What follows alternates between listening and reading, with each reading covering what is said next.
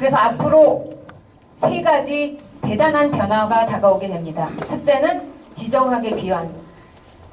지정학의 귀환이 무슨 말이냐? 지금까지 지정학이 작동 안 했느냐? 작동 안 했습니다. 지난 70년 동안. 제가 나중에 말씀드릴게요. 그래서 지정학이 귀환하면은 이제 서로 나라들이 갈등을 일으키고 싸우게 되는 그런 시대가 옵니다. 그러면은 서로 사이좋게 물건 사고 팔던 70년 동안의 자유무역 시대가 종말을 고하게 됩니다. 그리고 인구 구조도 격변하게 돼요. 우리나라뿐만 아니라 거의 모든 개발도상국 그리고 유럽은 거의 이제 그 인구가 줄어들고 있죠. 굉장히 심각한 문제입니다. 그래서 소비주도 성장을 하려면은 사람들이 많아야 돼. 소비를 하죠. 그러니까 지난 70년 동안은 인구가 성장하면서 소비주도 성장이 가능했는데 이제는 그게 불가능해집니다. 그리고 마지막으로 제가 오늘 중점적으로 말씀드릴 셰일 혁명이 미국에서 일어나서 이제 그나마 미국이 세계와 관계를 맺고 있었던 마지막 연결고리, 에너지 공급. 그 연결고리가 끊기면서 미국은 세계와 완전히 단절되게 됩니다. 2차 대전이 굉장히 중요한 전쟁인데 그 이유는 산업화된 다음에 국가들이 전쟁에 참여해서 피해가 막심했던 그런 전쟁이죠. 그리고 이 전쟁을 통해서 미국이 명실상부한 패권 국가로 부상을 했고요. 그래서 여러분 그 뭐가 붙으면은 그 나라에 의한 평화 체제를 말합니다. 그래서 2차 대전이 끝나고 유럽에 그동안 식민지를 거느렸던 유럽 제국들이 다 그 전쟁에 폐허가 되면서 유일하게 미국이 강대국으로 남았죠. 그래서 유럽 제국들은 앞으로 미국에 의한 그 평화 체제를 펼칠 거라고 생각을 했어요. 그런데 팍스 아메리카나는 유럽 사람들이 생각한 그런 팍스 아메리카나 구조가 아니었습니다. 왜냐하면 그동안 유럽이 전쟁에 지치고 미국도 전쟁에 지치면서 더 이상 전쟁을 수행할 의지가 없었죠. 모두들.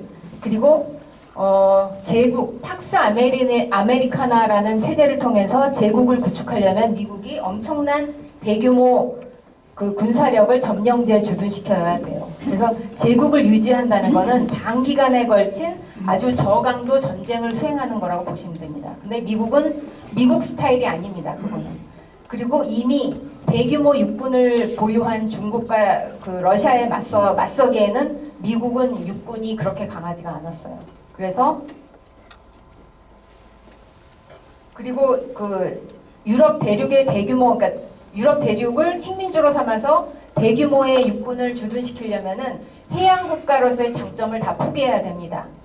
기동성 해양 국가라는 거는 자기가 원하는 지역에 원하는 때에 침입해서 속전속결로 끝내고 나오는 그런 장점을 갖고 있는데 그 대륙에 주둔하게 되면 이런 장점을 살릴 수가 없죠. 그래서 생각해낸 체제가 바로 브레튼 우즈 체제입니다. 이 체제는 제2차 대전이 종전되기 직전에 1944년에 뉴햄프셔주에 있는 브레튼 우즈에 있는 마운트 워싱턴 호텔이라는 데서 열렸어요. 여기서 겉보기는 화려하지만 그다지 서비스는 그렇게 좋지 않았다고 합니다. 더운 여름이었는데 한여름이었는데 얼음도 막 떨어지고 그래서 굉장히 불판이 많았다고 해요. 그리고 호텔 지배인은 그 청소도구 하면 처박혀갖고 술 마시고 그랬다고 합니다. 어쨌거나 그래서 이 브레튼 우즈에 44개 연합국이 참여해서 2차 대전이 끝난 후 세계 질서를 어떻게 구축할 것인지를 논의하게 됩니다. 여기에 영국과 미국 대표 두 사람이 주도했어요. 이 브레튼 우즈 협정은. 왼쪽이 해리 덱스터 화이트라는 미국 대표고 오른쪽이 존 메이너드 케인즈라는 유명한 영국 경제학자입니다. 그 해리 덱스터 화이트라는 왼쪽의 그 미국 대표는 1948년에 소련의 간첩이란 혐의를 받고 극구 부인했었는데 나중에 FBI에서 수집한 소련의 그 통신을 그 가로채서 해독한 베노나 시크릿이라는 그런 그 자료에 이 사람이 실제로 소련 첩자를 했다는 게 증명이 됐어요. 나중에. 근데 이 사람이 소련 첩자라는 혐의를 받고 자기는 아니라고 부인한 직후에 의문사를 당합니다. 의문사는 아니고 급사를 합니다. 갑자기 죽어요. 어쨌거나. 그래서 미국이 브레튼 우즈 협정을 통해서 참가국들의 44개 참가국들에게 제안한 것은 세 가지입니다. 첫째, 미국의 국내 시장을 일방적으로 개방할 테니까 우리한테 물건을 팔아라. 그런데 그 반대급부로 너네도 시장을 열어라 하진 않았어요. 일방적으로 자기네 시장만 개방했습니다. 그리고 두 번째는 너네가 물건을 누구한테 팔던 사던 간에 상관없이 바닷길의 안정은 우리가 보장하겠다. 그래야지 그 배들이 다니면서 화물을 실어 나르죠. 그리고 세 번째, 우리 제안을 받아들이는 나라들한테는 소련으로부터 보호해줄 전략적 안보 우산을 제공하겠다. 이 세 가지를 조건을 내걸었어요. 그때 유럽 국가들로서는 그때 그 독자적인 힘으로 소련을 방어할 힘이 있는 나라가 하나도 없었죠. 그리고 자기네가 손해보는 건 하나도 없는 제안이잖아, 세 가지가. 그래서 덥석하다 물었습니다.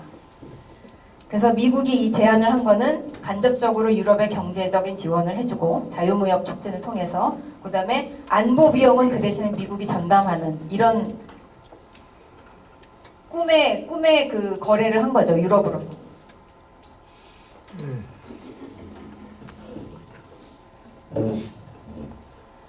그래서 브레튼 우즈의 효과는 그동안 치고받고 싸우던 나라들이 더 이상 싸울 필요가 없어졌습니다. 그래서 유럽 같은 경우에는 그동안 거느리던 식민지들이 다 독립을 했죠. 그리고 유럽이 식민지를 관할하면서 만들어놓은 물자 공급망은 미국 해군이 관할하게 됩니다. 그리고 유럽의 국가들은 브레튼 우즈 체제를 바탕으로 자기네 경제 체제를 브레튼 우즈 체제에 맞게 바꿔나가기 시작합니다. 그리고 유럽에 있던 해군력은 다 바다 밑바닥에 가라앉았죠. 그 전쟁 중에 잠수함 다 가라앉았습니다. 그래서 해군력이 완전히 무력화됐고, 그 다음에 그동안 서로 싸우던 그 적대감을 버리고 이제 유럽 연합을 창설하게 됩니다.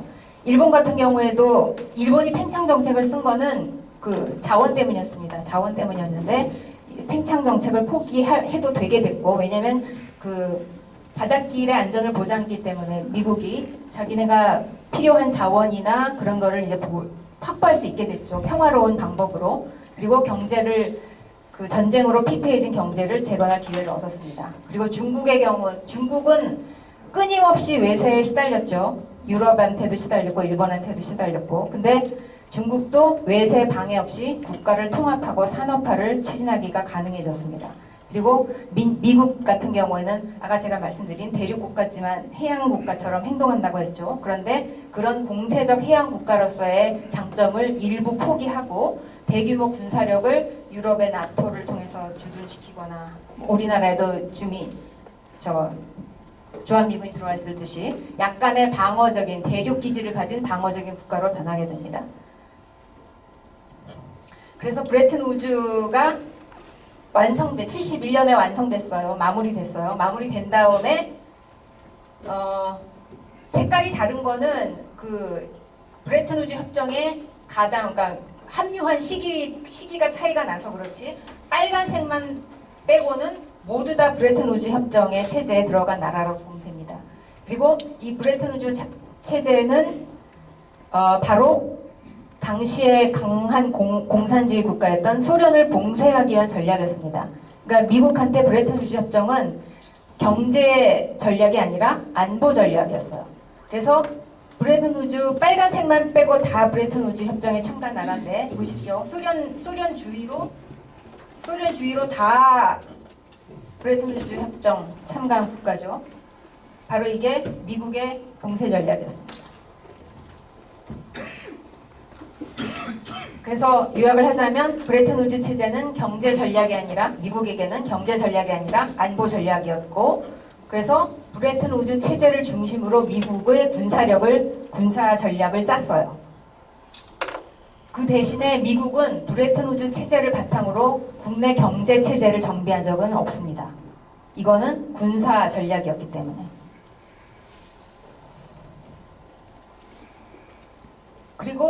그래서 이게 그 소련을 봉쇄하기 위한 전략이었는데, 군사적 전략이었는데, 소련이 언제 무너졌죠? 91년에 무너졌죠. 91년에 무너지면서 더 이상 사실상 브레튼 우즈 체제를 미국이 유지할 필요가 없었습니다. 이미 한 30년 전에. 그런데 지난 30년 동안 미국은 여기서 전략적 이득을 보는 게 하나도 없는데, 아까 말씀드린 대로 바닷길의 안보를 보장해야 되기 때문에 비용은 여전히 부담을 해온 거죠. 그래서 저자는 이렇게 말합니다. 이미 한 20년에서 30년 전에 일어났어야 했을 일들이 지금 일어나고 있는 거라고. 그래서 여기가 브레튼 우즈 협정이 마무리된 시점입니다. 71년. 그러니까 중국이 합류했죠. 중국과 소련의 사이를 이간질시키기 위해서 중국을 끌어들였습니다. 미국이. 그래서 중국이 브레튼 우즈 협정에 참여한 이후로 미국의 무역 격자는 엄청나게 급증을 하게 됩니다.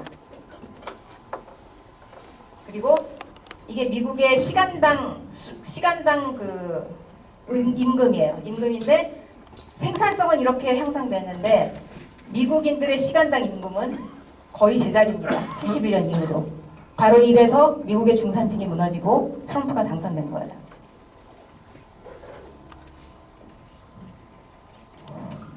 자, 미국의 무역 노출도를 보면은 2008년 기준으로 수입이 GDP의 14%인데 이건 지금 아마 훨씬 줄어들었을 겁니다. 그리고 이 가운데 14% 가운데 3분의 1이 에너지에서 오는데 이제 에너지 자급자족이 가능해지기 때문에 이거는 0%로 되고요.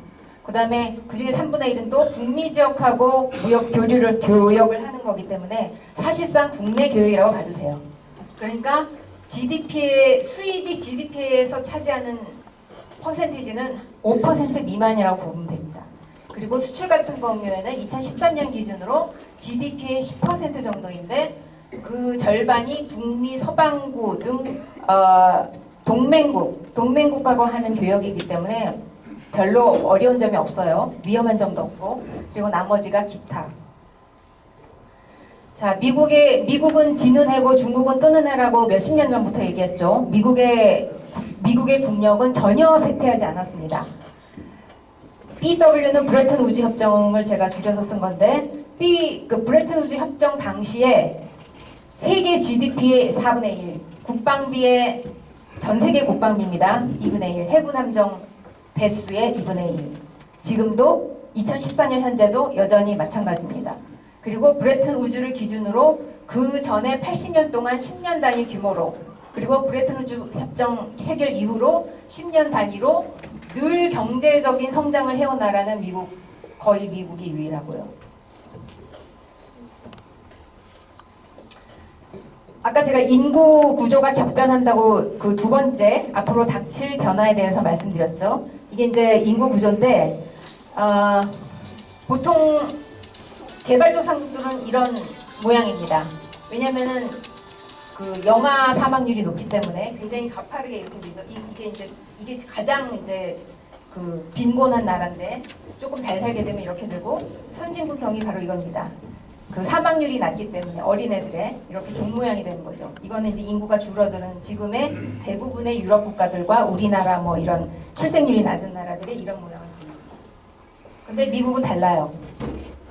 이 세대가 가장 미국에서 많은 거의 7,500만 명에 달하는 가장 그 연령대 그 머릿수로는 가장 많은 베이비붐 세대입니다.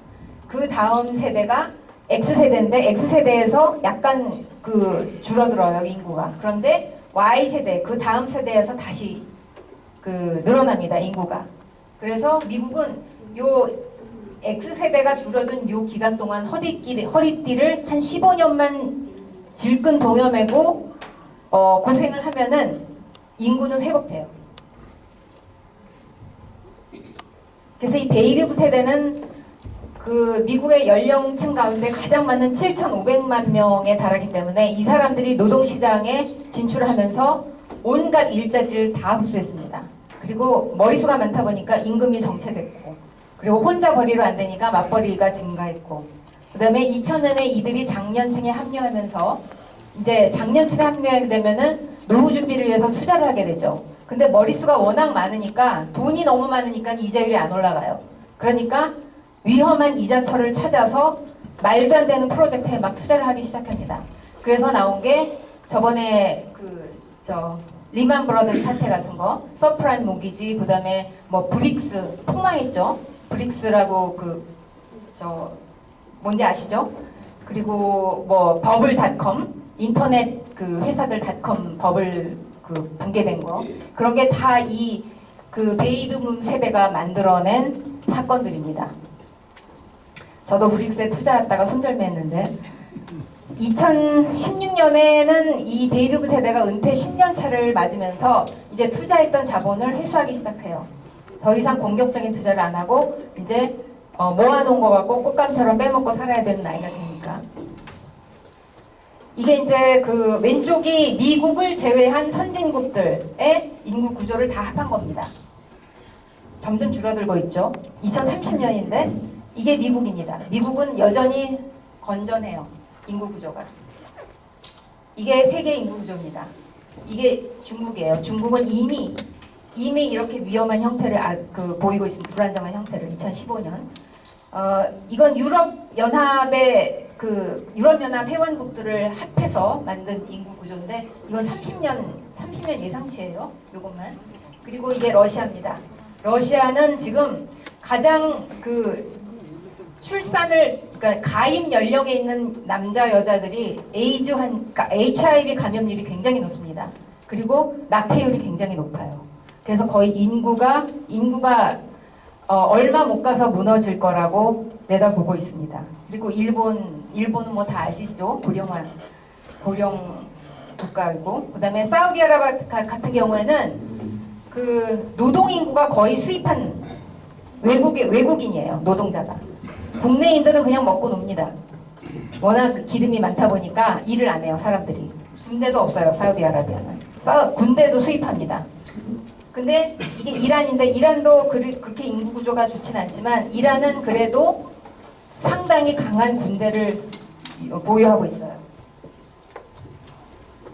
자, 이제 세 번째 다가올 급격한 변화, 셰일 혁명에 대해서 말씀드릴게요. 석유 유전과 보통 전통적인 석유 유전과 셰일 유전의 차이는 간단하게 중국의 즙 많이 든 샤오롱바오라는 만두 아시죠? 이 만두처럼 덮개암이라고 그 아래 이렇게 석유가 고입니다.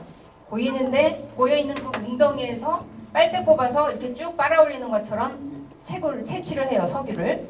근데 셰일 유전 같은 경우에는 이렇게 암석 층층이 사이사이에 이 소스가 있듯이 이렇게 석유가 층층이 켜켜이 쌓여 있습니다. 그래서 이 암석을 뚫고 파쇄액이라 그래서 소금물과 화학 물질을 섞은 그거를 파이프로 내려보내서 켜켜이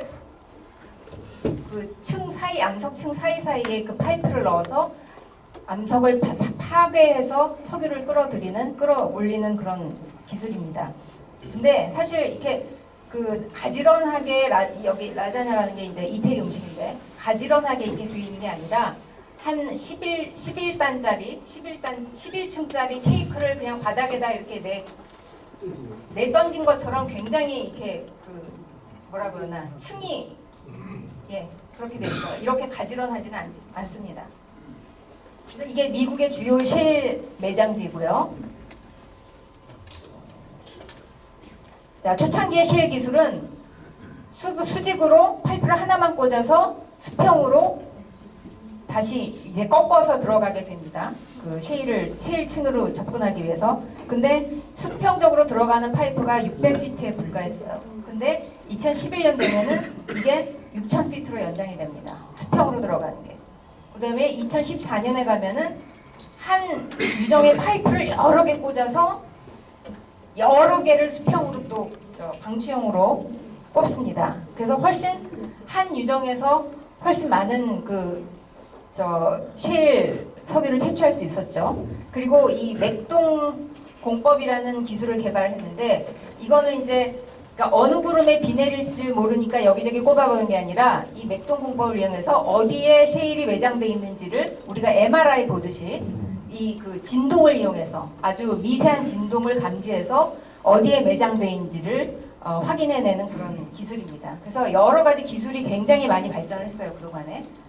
그리고 마지막으로 이제는 수직으로 꼽는 파이프는 하나이되 하나만 꼽아도 되고 그 하나를 꼽아서 수평으로 이제 방치형으로 그 파이프를 꽂아서 채취하는 방법입니다. 가장 이제 효율적인 방법이 나왔죠.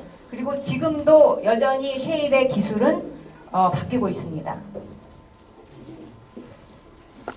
이게 세 개를 밤에 찍은 거예요. 하얀 점이 보이죠? 하얀 점이 보이는데 이 지도를 수표책 지도라고 합니다. 체크북 맵이라고 하는데 왜 그러냐면 미국에 가면은 일단 그 미국의 은행에 가서 계좌를 만들죠. 그러면은 자기 이름이 적히고 공란이 있는 그 액수를 적는 공란이 있는 수표책을 만들어줘요. 그러면은 이제 한 달에 한 번씩 뭐 공과금 내야 되잖아요. 그러면 그 수표책에다가 공과금 고지서에 온 그 액수를 적어서 다시 우편으로 보내는 방식으로 공과금을 지불을 합니다. 미국에서는. 우리는 지로로 하면 되는데.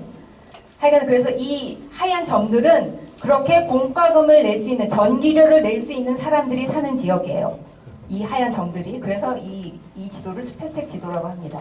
이거는 전통적인 석유 매장지를 녹색으로 표시하는 데입니다. 대부분이 인간이 거주하는 지역에서 상당히 떨어져 있는 오지에 있습니다. 그런데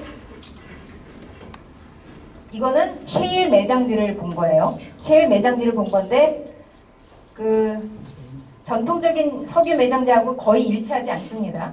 그리고 미국을 잘 보세요. 미국 같은 경우에는 인구 밀집 지역과 그다지 멀지 않습니다. 셰일의 매장지가. 그래서 오른쪽에 보시는 게 이 점선 안에 있는 이 지역하고 이 지역하고 이 지역은 인구가 희박한 오지예요. 오지인데도 이렇게 아까 수표책 지도에서 보셨듯이 하얗게 불빛이 환하게 있죠. 근데 사람은 살지 않습니다. 왜 그럴까요? 바로 이게 텍사스에 있는 셰일 유전에서 뽑아올린 셰일 천연가스를 태우는 굴뚝입니다. 셰일 가스가 남아 돌아서 그냥 태워서 날려보내요. 에너지가 그러니까 폐기물입니다. 폐기물. 그래서 이 셰일 유전에 셰일 매장지에는 이런 천연가스를 태워버리는 굴뚝이 너무나도 많아서 우주 정거장에서까지 이 불빛이 환하게 보일 정도로. 그런데 셰일 혁명을 이끄는 거는 셰일 석유가 아니라 천연가스입니다. 보통 그 셰일 유정을 개발하는 회사들이 셰일 가스와 셰일 오일이 한데 매장되어 있는 거를 선호해요. 왜냐하면 가스가 있어야지 그 기체의 압력으로 셰일 오일을 그 채굴해내기가 훨씬 쉽기 때문에. 그래서 지금 미국은 천연가스 최대 생산국이자 최대 소국입니다. 러시아를 능가하고 있어요. 러시아가 최대 천연가스 생산국이었는데 이제 미국한테 그 자리를 뺏겼습니다. 그리고 천연가스가 산업용 투입재로 물건 만들 때 산업용 투입재로 쓰이는 가장 쓰임새가 많은데 이게 폐기물로 처리되고 있어요. 왜냐면은 지금 갖고 있는 그 가스관으로는 다 소화를 할 수가 없기 때문에. 그래서 지금 가스 송유관이 30만 개인가 그런데 지금 100만 개 넘게 건설을 하고 있습니다. 추가로. 그래서 셰일 천연가스는 지금 미국의 산업 기반을 완전히 뜯어붙이고 있습니다.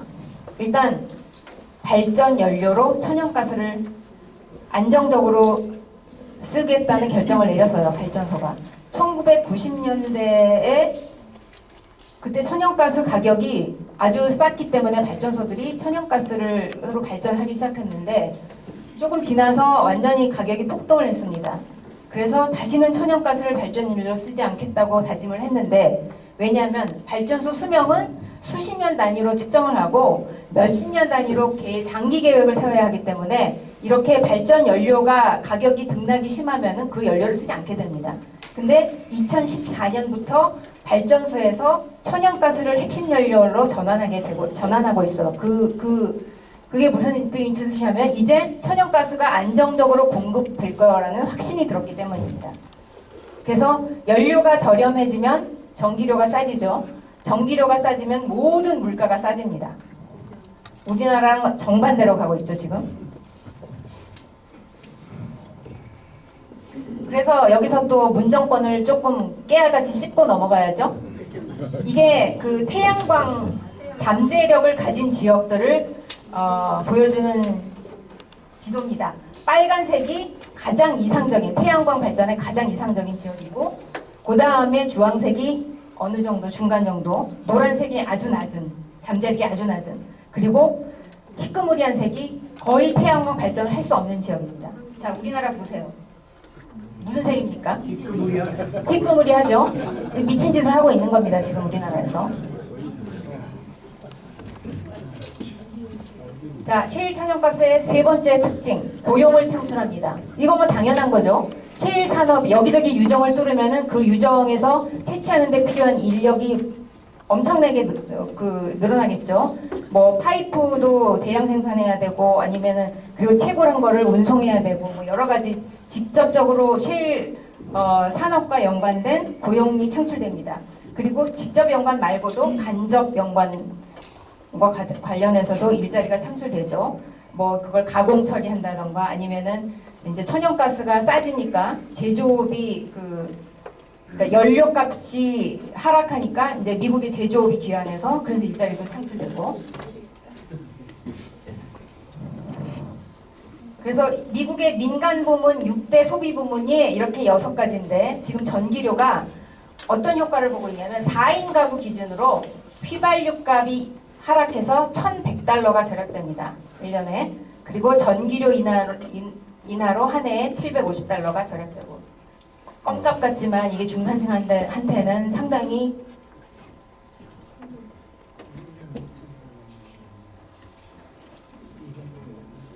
그리고 이 셰일 천연가스가 대량 생산되면서 이제 미국이 액화 천연가스를 수출할 수 있는 시대가 개막됐습니다.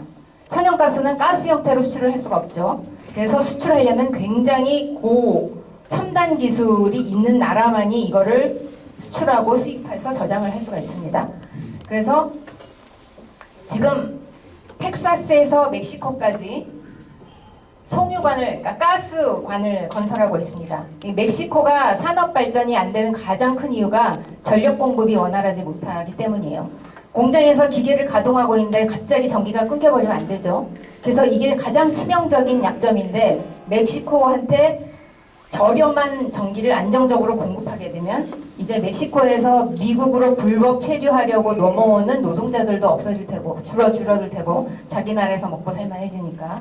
그리고 미국 같은 경우에는 온타리오주는 미국 캐나다의 동쪽입니다. 그리고 알버타주는 서쪽이에요. 그리고 알버타주에서 주로 에너지가 생산되는데, 그 에너지를 알버타에서 온타리오주까지 그 관으로 연결해서 그 에너지를 공급하는데, 그 거리보다 미국 북동부에서 온타리오주로 직접 가스관을 연결해갖고 글로 보내는 게 훨씬 저렴하죠. 거리도 짧고. 그러니까 그래서 지금 캐나다와 멕시코 그러니까 미국과 캐나다 사이에, 미국과 멕시코 사이에도 지금 가스관이 건설되고 있습니다. 자, 이거는 전구간 손익 분기 석유 유가라는 건데, 그러니까는 생산에 착수하면서부터 팔 때까지의 전 구간에 드는 비용을 합한 손익분기점이 다다르려면은 유가가 어느 정도나 돼야 되느냐 하는 건데, 아이고, 이게 미국의 셰일 2012년 셰일 값이 이랬어요. 유가 생산가가. 근데 지금 2017년에는 여기까지 내려왔습니다. 세계에서 가장 생산성이 높은, 그러니까 낮은 가격으로 석유를 생산할 수 있는 나라가 여기 사우디아라비아입니다. 사우디아라비아를 제외하고는 미국이 2등이에요. 사우디아라비아를 제외한 오펙 국가들도, 석유 수출국 기구에 소속된 회원국들도 미국보다 비싼 가격에 석유를 생산하고 있습니다.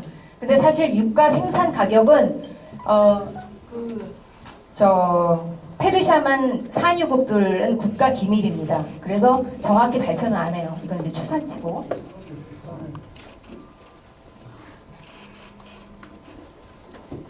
자, 우리 중국은 뜨는 해라니까 중국을 좀 짚고 넘어가야죠. 진짜로 뜨는 해인지. 중국은 사실 지금의 중국이 있기까지는 지난 70년 동안 작동한 브레튼 우즈 체제 덕분이라고 해도 과언이 아닙니다. 왜냐하면 일단 일본이라는 위협이 제거됐어요. 더 이상 제국을 추진하지 않게 됩니다. 그 에너지와 자원을 자유무역을 통해서 확보할 수 있게 됐으니까. 그래서 일본이라는 위협이 제거되면서 중국이 안으로 통일을 할 수 있도록 에너지를 집중할 수 있게 됐습니다. 그리고 항상 유럽이 중국을 못 살게 굴었죠. 그래서 유럽이라는 위협도 제거됐습니다. 그래서 중국이 그동안 유럽 국가들한테 경제적으로 그러니까 착취당하고 약탈당하고 그랬던 시절은 가고 이제 경제 주권을 회복했어요. 그래서 홍콩도 이제는 중국으로 넘어갔지만 홍콩과 마카오, 포르투갈의 그 식민지였던 마카오를 제외하고 유럽이 다 철수를 했죠. 그 다음에 아까 말씀드린 대로 70년대 초에 브레튼 우즈 체제에 중국이 편입되면서 중국이 급속도로 경제 성장을 하게 됩니다. 그래서 지금까지는 제국들한테 원자재를 제공하는 역할을 했다면 이제는 원자재를 확보하고 오히려 중국이 그리고 다른 시장에 접근할 수 있는 그 기회를 얻게 됐죠. 그리고 제국이 중국에 들어와서 착취한 값싼 노동력은 이제 중국이 산업화를 추진하는데 자국을 위해서 쓸 수 있게 됩니다.